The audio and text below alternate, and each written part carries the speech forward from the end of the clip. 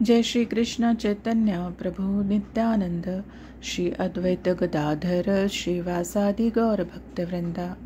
हरे कृष्णा कृष्ण कृष्ण हरे हरे, हरे राम राम राम हरे हरे। श्रील प्रभुपाद की जय। श्रीमद् भागवतम स्कंद क्रमांक 1 अध्याय क्रमांक 5 नारदांचा व्यासांना उपदेश। श्लोक क्रमांक 31। येने वाहम भगवतो वासुदेवस्य वेधसः मायानुभावं विदम येन गच्छन्ति तत्पदम। त्या गूढ ज्ञानाने मला सर्व गोष्टींच्या सृजनकर्त्या, पालनकर्त्या, संहारकर्त्या अशा भगवान श्रीकृष्णांच्या शक्तीचा प्रभाव स्पष्टपणे जाणता आला। हे जाणून कोणीही त्यांच्या चरणाजवळ जाऊ शकतो आणि त्यांना व्यक्तिशः भेटू शकतो। तात्पर्य, भगवंतांच्या भक्तीने किंवा परम गुह्य ज्ञानाने कोणीही सहजपणे भगवंतांच्या विविध शक्ती कशा कार्यरत आहेत हे समजू शकतो। शक्तीचा एक भाग भौतिक जगाची उत्पत्ती करतो, दुसरा वरिष्ठ भाग आध्यात्मिक जगाचे सृजन करतो आणि दोहोंमधील तटस्थ शक्तीद्वारे जीवांची उत्पत्ती होते। हे जीव वरीलपैकी कोणत्या तरी एका शक्तीच्या नियंत्रणात असतात। भौतिक शक्तीच्या प्रभावातील जीवांना भ्रमात टाकले गेल्यामुळे अशा भ्रमित अस्तित्वासाठी आणि भ्रमित सुखासाठी ते सदैव संघर्षशील असतात। जे आध्यात्मिक शक्तीच्या प्रभावात आहेत त्यांना भगवंतांच्या प्रत्यक्ष सेवेमध्ये, शाश्वत जीवनात, पूर्ण ज्ञानात आणि अविनाशी आनंदात ठेवले जाते। भगवद्गीतेमध्ये त्यांनी प्रत्यक्ष म्हटल्याप्रमाणे त्यांची अशी इच्छा आहे की भौतिक शक्तीच्या राज्यात जर्जर झालेल्या सर्व बद्ध जीवांनी भौतिक जगातील सर्व गोष्टींना सोडून त्यांच्याकडे यावे। हा ज्ञानाचा गुह्यतम भाग आहे, परंतु शुद्ध भक्तच हे जाणू शकतो आणि केवळ असा भक्तच भगवंतांच्या राज्यात प्रवेश करतो। तो तेथे भगवंतांना प्रत्यक्ष पाहतो आणि त्यांची प्रत्यक्ष सेवा करतो। ज्यांनी ही शाश्वत ज्ञानाची आणि आनंदाची स्थिती प्राप्त केली आहे त्यांचे नारद मुनी हे स्वतः ठळक उदाहरण आहेत। जो कोणी नारद मुनींचे चरणानुगमन करण्यास सिद्ध आहे त्याच्यासाठी साधने आणि मार्ग उपलब्ध आहेत। श्रुतीनुसार परम भगवंतांच्या शक्ती अनंत आहेत आणि वरीलप्रमाणे 3 मुख्य शीर्षकाखाली त्यांचे वर्णन केले जाते। श्लोक क्रमांक 32। एतत् संसूचितं ब्रह्मस्तापत्रय चिकित्सितं यदीश्वरे भगवती कर्म ब्रह्मणी भावितम्। हे ब्राह्मण, व्यासदेव भगवंतांच्या सेवेत आपली विहित कर्मे समर्पित करणे हा सर्व प्रकारच्या कष्टांचे आणि दुःखांचे निवारण करण्याचा सर्वोत्तम उपाय आहे असे विद्वानाद्वारे निर्धारित करण्यात आले आहे। तात्पर्य, श्री नारद मुनींनी स्वतः अनुभविले आहे की मुक्तीचा मार्ग प्रशस्त करण्याचा किंवा जीवनाच्या सर्व दुःखातून सुटण्याचा अत्यंत उपयुक्त आणि व्यवहार्य मार्ग म्हणजे योग्य आणि अधिकृत परंपरेतून भगवंतांच्या दिव्य लीलांचे विनयशीलपणे श्रवण करणे हा होय। हीच एक उपायात्मक प्रक्रिया आहे। संपूर्ण भौतिक अस्तित्वच दुःखपूर्ण आहे। मूर्ख लोकांनी आपल्या अल्पबुद्धीतून शरीर आणि मन यांच्याशी संबंधित, नैसर्गिक अरिष्टासंबंधित आणि इतर प्राणीमात्रांसंबंधित अशा त्रिविध दुःखांना दूर करण्यासाठी अनेक उपाययोजना काढल्या आहेत। संपूर्ण जगच या दुःखातून मुक्त होण्यासाठी कठोर संघर्ष करीत आहे, परंतु लोकांना हे माहीत नाही की भगवंतांच्या अनुमतीखेरीज कोणतीही योजना किंवा उपाय इच्छित शांती आणि समृद्धी आणणार नाही। भगवंतांची अनुमती नसेल तर रोगी बरा करण्याची औषधोपचार योजना निरुपयोगी आहे। भगवंतांची अनुमती नसेल तर नदी किंवा समुद्र पार करण्यासाठी एक सुयोग्य नाव ही उपाययोजना नव्हे। भगवंत हेच सर्वश्रेष्ठ अनुमंते आहेत ही गोष्ट आपण निश्चयपूर्वक जाणली पाहिजे। म्हणून अंतिम यशासाठी किंवा यशाच्या मार्गावरील अडथळे दूर करण्यासाठी आपण आपले सर्व प्रयत्न भगवंतांच्या कृपेवर सोपविले पाहिजे. भगवान सर्वव्यापी, सर्व शक्तिमान, सर्वज्ञ आणि सर्वगत आहेत. तेच चांगल्या आणि वाईट परिणामांचे अनुमंता आहेत. म्हणून आपण आपली सर्व कर्मे त्यांना समर्पित करण्यास शिकले पाहिजे आणि त्यांचा निराकार ब्रह्म, स्थान विशिष्ट परमात्मा अथवा पूर्ण पुरुषोत्तम भगवान म्हणून स्वीकार केला पाहिजे. मनुष्याने आपल्या स्थितीचा विचार न करता सर्व गोष्टी भगवंतांच्या सेवेत समर्पित केल्या पाहिजेत. जर कोणी विद्वान असेल, शास्त्रज्ञ असेल, तत्वज्ञानी असेल, कवी आदी असेल, तर त्याने आपले ज्ञान भगवंतांचे आधिपत्य स्थापित करण्यासाठी योजिले पाहिजे. मनुष्याने जीवनाच्या प्रत्येक क्षेत्रात भगवंतांच्या शक्तीचा अभ्यास करण्याचा प्रयत्न केला पाहिजे. भगवंतांना कमी लेखण्याच्या किंवा अल्पज्ञानाच्या बळावर मनुष्याने त्यांचे स्थान घेण्याचा प्रयत्न करू नये. जर कोणी प्रशासक, राजनीतिज्ञ, योद्धा इत्यादी कोणीही असेल, तर त्याने राजनीतीवर भगवंतांचे आधिपत्य स्थापित करण्याचा प्रयत्न केला पाहिजे. परमेश्वरासाठी अर्जुनाप्रमाणे लढले पाहिजे. प्रथमतः अर्जुनाने लढण्याचे नाकारले होते, परंतु भगवंतांनी लढण्याची आवश्यकता समजावून दिली. तेव्हा त्या महान योद्ध्याने आपला निर्णय त्यागून भगवंतासाठी युद्धात भाग घेतला. अशा प्रकारे जर कोणी व्यापारी, उद्योजक, शेतकरी असेल, तर त्याचे कष्टार्जित धनही भगवंताचीच संपत्ती आहे. संपत्ती सौभाग्य देवता लक्ष्मी समजली जाते आणि भगवान लक्ष्मीपती नारायण आहेत. म्हणून लक्ष्मीचा उपयोग भगवान नारायणांच्या सेवेत करावा आणि सुखी व्हावे. हाच जीवनाच्या सर्व क्षेत्रात भगवंतांचा साक्षात्कार करण्याचा मार्ग आहे. अंततः मनुष्याने सर्व प्रकारच्या भौतिक कर्मातून सुटका करून घ्यावी व भगवंतांच्या दिव्य लीलांच्या श्रवणात संलग्न व्हावे, हा उत्तम मार्ग आहे. परंतु अशी संधी प्राप्त होत नसेल तर आपल्याला ज्या वस्तूंचे विशेष आकर्षण असेल, अशा सर्व वस्तू भगवंतांच्या सेवेत लावण्याचा प्रयत्न केला पाहिजे. हाच शांतीचा आणि समृद्धीचा मार्ग आहे. या श्लोकातील संसूचितम हा शब्द महत्त्वाचा आहे. नारदांचा साक्षात्कार अपरिपक्व व कल्पना मात्र होता, असा कोणीही विचार करू नये. निष्णात आणि विख्यात विद्वानांचाही हाच अनुभव आहे. हाच संसूचितम पदाचा गर्भितार्थ आहे. श्लोक क्रमांक 33. आमयो यश्च भूतानां जायते येन सुव्रत तदेव ह्यामयं द्रव्यं न पुनाति चिकित्सितम्. हे सुव्रत, ज्या द्रव्यामुळे प्राण्यांमध्ये रोग उत्पन्न होतो, तेच द्रव्य औषधी उपचाराच्या रूपाने दिल्यास रोग बरा होत नाही काय? तात्पर्य: निष्णात वैद्य अनुपानासहित रोग्यावर औषधोपचार करतो. उदाहरणार्थ, दूध ह्या पदार्थामुळे कधीकधी अंत्राशय बिघडते, परंतु दुधापासून दही आणि त्यात काही औपचारिक द्रव्ये मिसळून सेवन केल्याने रोग दूर होतो.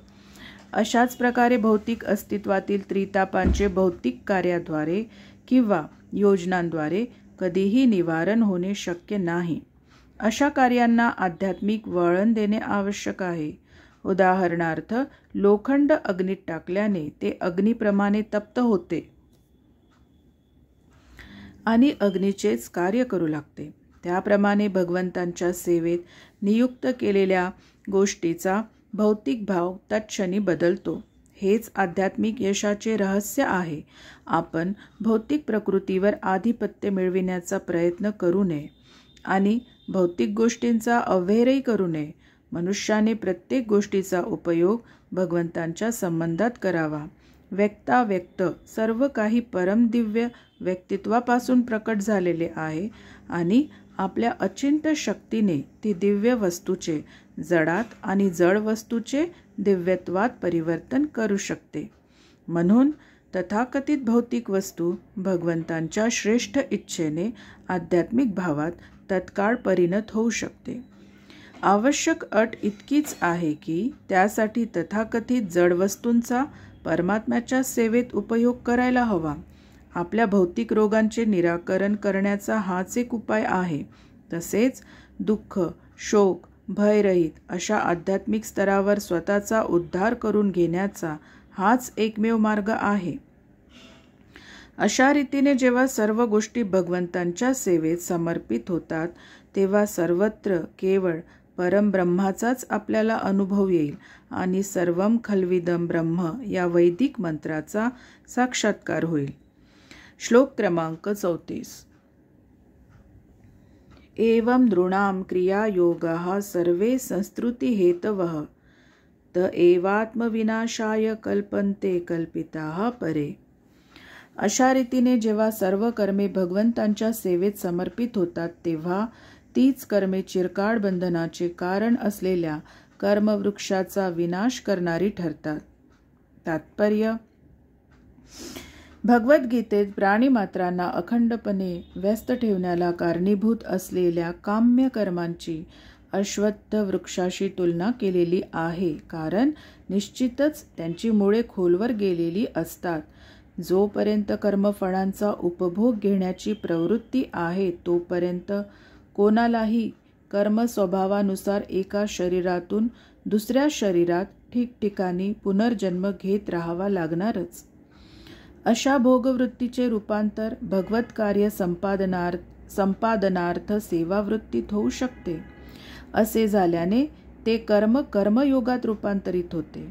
कर्मयोग म्हणजे आपल्या स्वाभाविक प्रवृत्तीनुसार कर्मात संलग्न राहून आध्यात्मिक संसिद्धी मिळविण्याचा मार्ग होय. तेथे आत्मा शब्दाने सर्व प्रकारच्या सकाम कर्मांचा उल्लेख होतो. निष्कर्ष असा की जेव्हा सकाम कर्मांचे व इतर कर्मांचे फळ भगवंतांच्या सेवेत समर्पित होते तेव्हा नवी कर्मफळे निर्माण होण्याचे थांबते आणि असे कर्म दिव्य भक्तीत क्रमशः विकसित होते. त्यामुळे अश्वत्थ वृक्षाची पाळेमुळे पूर्णपणे खणून काढली जातातच, परंतु त्याचवेळी कर्म करणारा कर्ता भगवंतांच्या चरणकमळांची प्राप्ती करतो. सारांश असा की मनुष्याने प्रथमतः जे केवळ वेदांताचे ज्ञातेच नाही तर साक्षात्कारी आत्मे आहेत आणि पुरुषोत्तम भगवान श्रीकृष्णांचे अनन्य भक्त आहेत अशा शुद्ध भक्तांच्या संगतीचा शोध घ्यावा आणि अशा संगतीत राहून निरपेक्ष भावाने काया वाचा मने भगवत सेवेत संलग्न व्हावे. असा सेवाभाव त्या महात्म्यांना अधिकाधिक कृपा प्रदान करण्यासाठी अनुकूल होण्याची प्रेरणा देईल. अशा प्रकारे नवीन स्तरावरील भक्तात शुद्ध भक्तांचे सर्व गुण संक्रमित होतील. त्यानंतर अशा दिव्य गुणांचा विकास होऊन भगवंतांच्या दिव्य लीलांच्या श्रवणाची त्याची आसक्ती प्रबळ होईल. त्याच्यात स्थूल व सूक्ष्म शरीरांचे वास्तविक स्वरूप समजण्याची पात्रता येईल आणि त्याच्याही पलीकडे त्याला आत्म्याचे ज्ञान होऊन परमात्मा भगवंतांशी असलेल्या त्याच्या शाश्वत संबंधाचे ज्ञान होईल. असा नित्य संबंध दृढ झाल्यावर भगवंतांच्या प्रेममय भक्तीचा प्रारंभ होऊन क्रमशः विकास होत तिची परिणती निराकार ब्रह्माच्या आणि स्थान विशिष्ट परमात्म्याच्या क्षेत्रापलीकडील पूर्ण पुरुषोत्तमाच्या पूर्ण ज्ञानात होईल. अशा पुरुषोत्तम योगाने भगवद्गीतेत सांगितल्याप्रमाणे वर्तमान देहाच्या अस्तित्वात सुद्धा एखादा पूर्णत्व प्राप्त करतो आणि तो भगवंताप्रमाणेच सर्व सद्गुण मोठ्या प्रमाणात प्रदर्शित करतो. शुद्ध भगवत भक्ताच्या संगतीने आध्यात्मिक मार्गावर क्रमशः अशी प्रगती होते.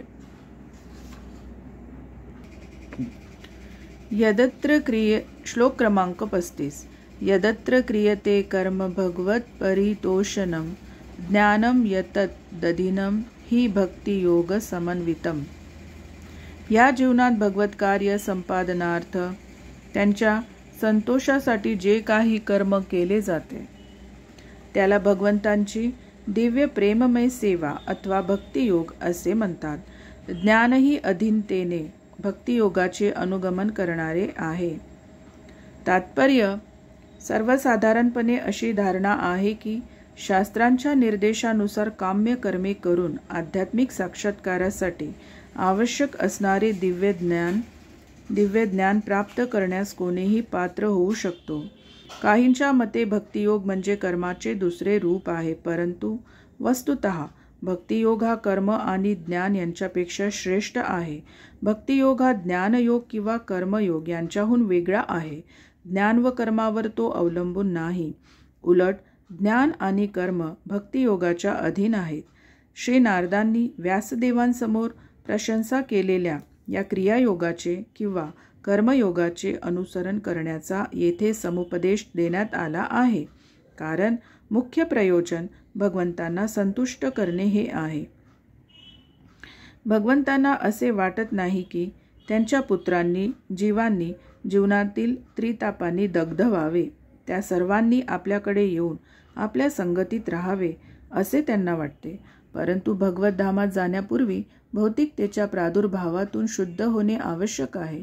त्याकरिता भगवंतांच्या संतोषार्थ केलेल्या कर्मामुळे करता क्रमशः भौतिक आसक्तीपासून मुक्त होऊन शुद्ध होतो. असे शुद्धीकरण म्हणजे ज्ञानाची प्राप्ती होय. म्हणून ज्ञान हे कर्मावर अर्थात भगवंतांसाठी केलेल्या कर्मावर अवलंबून आहे. इतर प्रकारचे ज्ञान भक्ती संबंधात किंवा भगवंतांच्या प्रसन्नते संबंधात नसल्यामुळे भगवतधाम प्राप्त करून देण्यात असमर्थ आहे. याचा अर्थ असा की मागे नैष्कर्म्यम्यच्युत भाव वर्जितम या श्लोकाच्या संदर्भात स्पष्ट केल्याप्रमाणे ते मुक्ती देखील प्राप्त करून देण्यात असमर्थ आहे. निष्कर्ष असा की विशेषतः भगवंतांच्या दिव्य यशाच्या श्रवण कीर्तनाच्या द्वारे भगवंतांच्या विशुद्ध सेवेत संलग्न भक्त भगवत आशीर्वाद प्राप्त करून आध्यात्मिक दृष्ट्या प्रबुद्ध होतो. भगवद्गीतेतही याची पुष्टी होते. श्लोक क्रमांक 36. कुर्वाणा यत्र कर्माणि भगवच्छि क्षया सकृत गृह्णन्ति गुणनामानि कृष्णस्यानुस्मरन्ति च. भगवान श्रीकृष्णांच्या आज्ञेप्रमाणे कर्म करीत असताना भक्त निरंतर त्यांच्या नामांचे आणि त्यांच्या गुणांचे स्मरण करतात.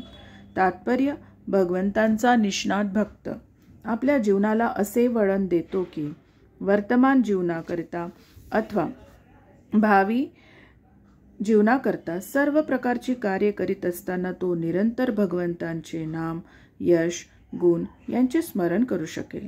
भगवद्गीतेत भगवंतांची स्पष्ट आज्ञा आहे. जीवनाच्या सर्व क्षेत्रात प्रत्येकाने केवळ भगवंतांसाठीच कार्य करावे. जीवनाच्या सर्व क्षेत्रात भगवंत स्वामी म्हणून असावे.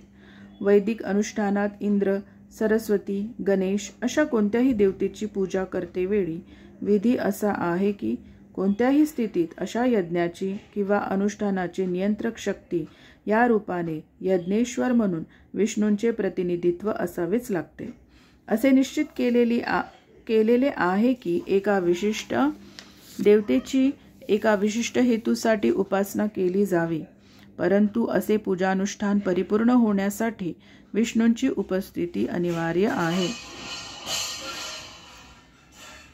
अशा वैदिक कृत्याखेरीज इतकेच काय, पण घरातील किंवा व्यवसायातील सामान्य व्यावहारिक कृत्यात देखील आपण असा विचार करायला हवा की सर्व प्रकारच्या कर्मांचे फळ परमभोक्त्या भगवान श्रीकृष्णांनाच अर्पण करायला हवे. भगवद्गीतेत भगवंतांनी स्वतः सर्व यज्ञ तपस्यांचे परमभोक्ता असल्याचे, सर्व लोकांचे महेश्वर असल्याचे आणि अखिल प्राणीमात्रांचे परमसुहृद असल्याचे घोषित केले आहे.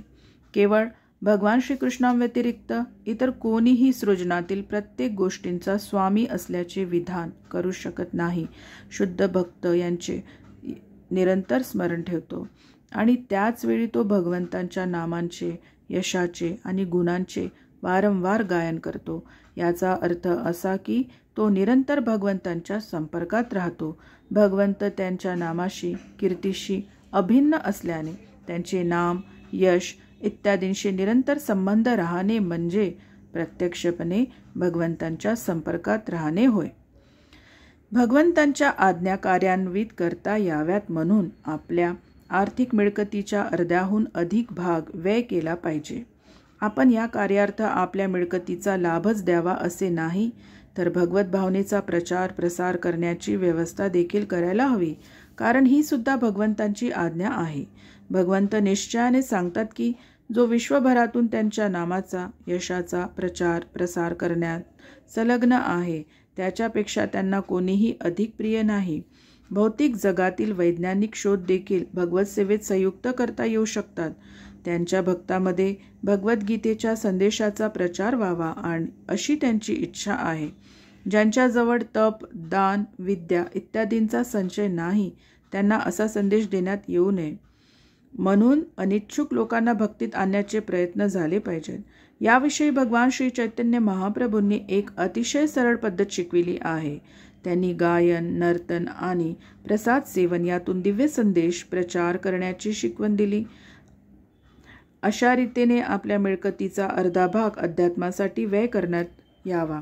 मतभेद आणि संघर्षाच्या या पतित युगात नेतृत्व करणारे आणि धनिक लोक जर आपल्या मिळकतीचा अर्धा भाग श्री चैतन्य महाप्रभूंनी दर्शविलेल्या मार्गाने भगवंतांच्या सेवेत अर्पण करण्याचे मान्य करतील तर या कलहपूर्ण नरकाचे भगवंतांच्या दिव्य धामात निश्चित रूपांतर होईल. जेथे सुंदर गायन, नृत्य, प्रसाद वितरण होते अशा समारंभात भाग घेण्यास कोणीही सिद्ध होईल. प्रत्येक जण अशा समारंभाला उपस्थित राहू शकेल आणि निश्चितपणे प्रत्येकाला व्यक्तिशः भगवंतांच्या दिव्य उपस्थितीचा अनुभव येईल. यामुळे उपस्थितांना भगवंतांच्या संपर्कात येण्यास सहाय्य होईल आणि त्या योगे ते आध्यात्मिक अनुभवाने शुद्ध होतील. अशी आध्यात्मिक कार्ये यशस्वीरित्या पार पाडण्यामध्ये एक अट आहे, ती म्हणजे अशी कार्ये भौतिक वासना, सकाम कर्मे आणि भगवंतांच्या स्वरूपाविषयी शुष्क कल्पना अशा गोष्टीपासून जो पूर्णपणे मुक्त आहे अशा शुद्ध भक्ताच्या मार्गदर्शनाखाली पार पाडली जावीत. भगवंतांचे स्वरूप शोधण्याची कोणालाही आवश्यकता नाही.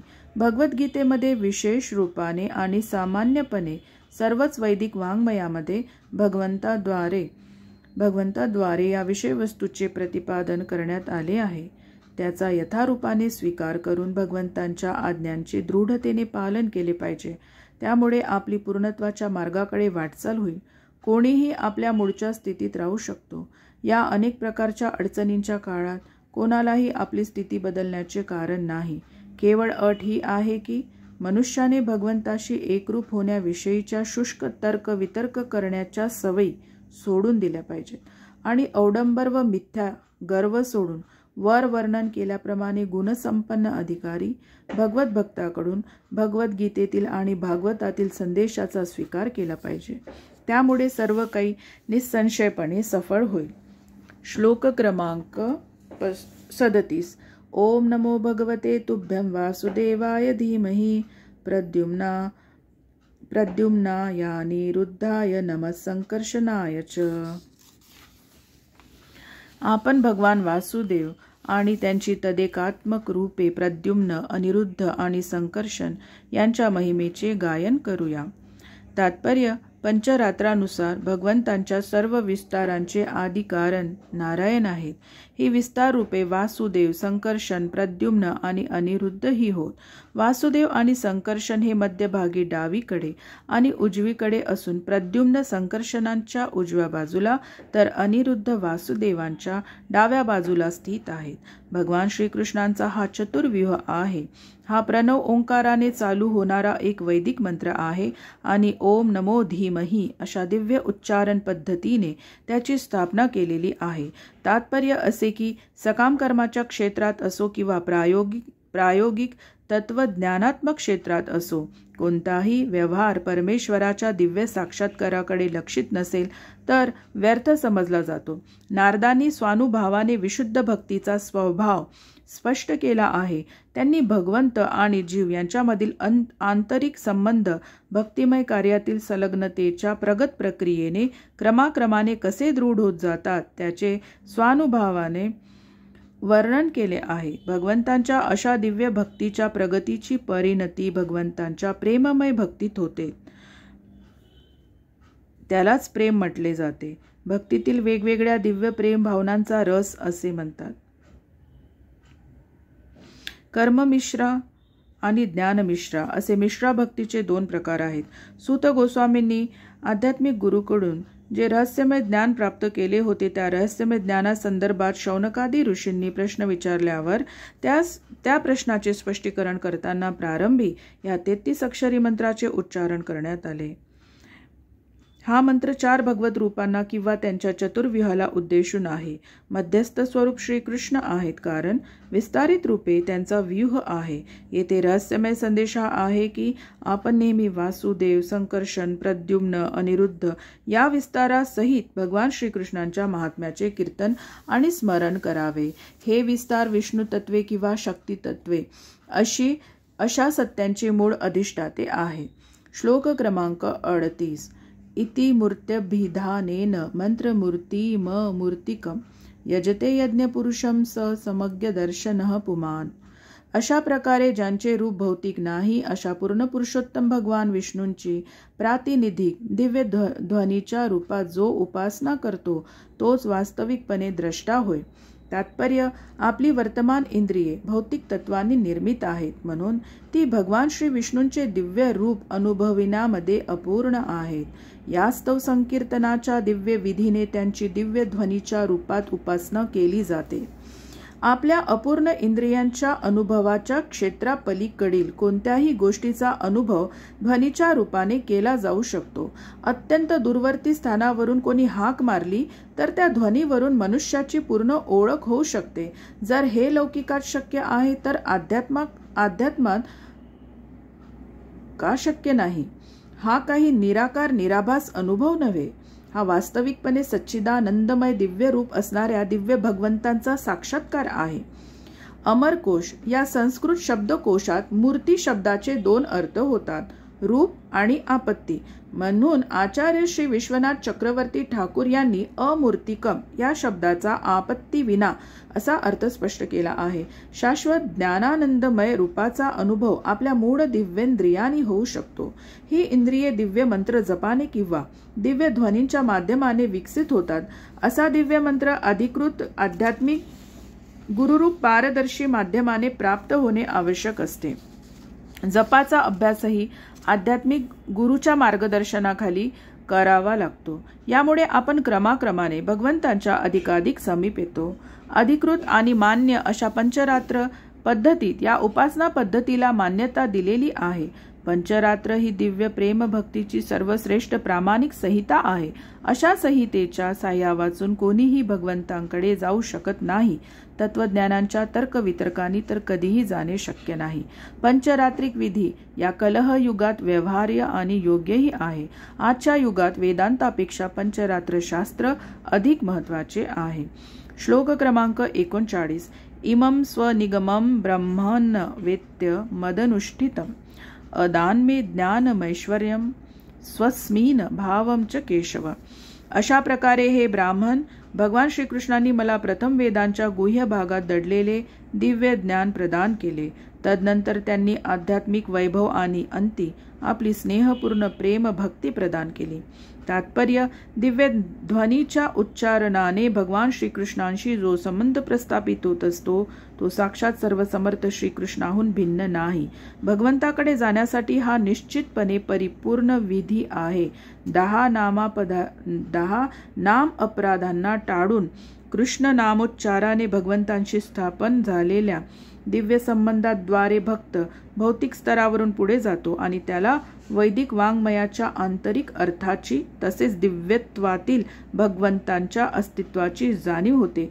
आध्यात्मिक गुरुप्रती आणि भगवंताप्रती दृढ श्रद्धा बाळगणाऱ्या मनुष्याला भगवंत आपली जाणीव क्रमाक्रमाने करून देतात. यानंतर भक्ताला सिद्धीचे वैभव प्रदान करण्यात येते. त्याच अष्टसिद्धी होत पुढे भक्ताचा भगवंतांच्या आंतरिक परिवारात प्रवेश होतो आणि आध्यात्मिक गुरुद्वारे भगवंतांची विशिष्ट सेवा त्याच्यावर सोपविली जाते. शुद्ध भक्त आपल्यातील सिद्धींचे प्रदर्शन करण्यात रस घेत नाही. त्यापेक्षा त्याला भगवंताच्या सेवेत अधिक रुची असते. श्री नारदांनी हे सर्व स्वानुभवाने कथन केले आहे आणि नारदांनी भगवत नामोच्चारणाच्या प्रक्रियेला सिद्ध करून ज्या सुविधा प्राप्त केल्या त्या सुविधा सर्वजण प्राप्त करू शकतात. अशा दिव्य ध्वनीच्या उच्चारणात सर्वांचा अधिकार आहे, परंतु तो दिव्य ध्वनी शिष्य परंपरेने नारदांच्या प्रतिनिधीकडून प्राप्त होणे आवश्यक आहे.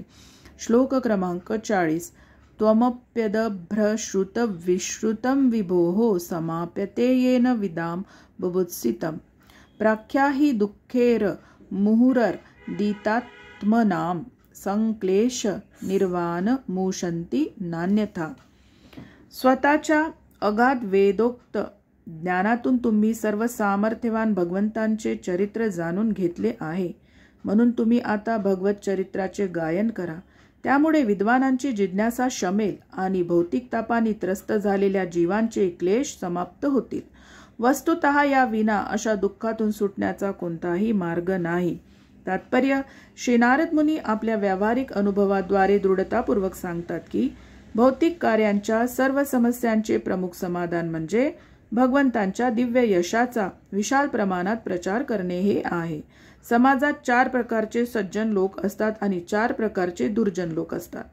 4 प्रकारचे सज्जन भगवंतांचा अधिकार मानतात आणि म्हणून असे सज्जन भौतिक समस्यांनी त्रस्त झाल्यावर, धनाची आवश्यकता पडल्यावर, ज्ञान प्रगत झाल्यावर, भगवंताविषयी अधिकाधिक जिज्ञासा निर्माण झाल्यावर स्वभावताच भगवंतांचा आश्रय घेतात.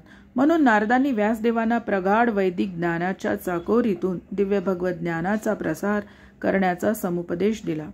दुर्जन 4 प्रकारचे आहेत: सतत प्रगत सकाम कर्मे करण्यात पूर्ण आसक्त झालेले आणि म्हणून संबंधित दुःखांनी पिडलेले. दुसरा, इंद्रिय संतोषार्थ निषिद्ध कर्मे करण्यात आसक्त आणि त्यांचे फळ भोगणारे. तिसरा, भौतिकदृष्ट्या ज्ञानात फारच प्रगत परंतु सर्व शक्तिमान भगवंतांचा अधिकार समजण्याची बुद्धी नसल्यामुळे दुःख भोगणारे. आणि चौथा, नास्तिक किंवा निरीश्वरवादी म्हणून ओळखले जाणारे आणि म्हणून परमेश्वराच्या नामाचा द्वेष करणारे. हे लोक निरंतर दुःखग्रस्त असले तरी ते भगवंतांचा द्वेष करीत असतात. अशा चांगल्या आणि वाईट 8 प्रकारच्या सर्वच लोकांचे कल्याण व्हावे म्हणून श्री नारदांनी व्यासदेवांना भगवंतांविषयीचे वर्णन करण्याचा आदेश दिला. यास्तव भागवत हे एका विशिष्ट वर्गाच्या किंवा पंथांच्या लोकांसाठी नाही, ते आत्मकल्याणाची आणि मनःशांतीची इच्छा धरणाऱ्या गंभीर प्रामाणिक आत्म्यांकरता आहे. अशा रीतीने श्रीमद भागवताच्या 1ल्या स्कंदातील नारदांचा व्यासांना उपदेश नामक 5व्या अध्यायावरील भक्ती वेदांत भाष्य संपन्न. हरे कृष्णा कृष्ण कृष्ण हरे हरे, हरे राम राम राम हरे हरे. श्रील प्रभुपाद की जय.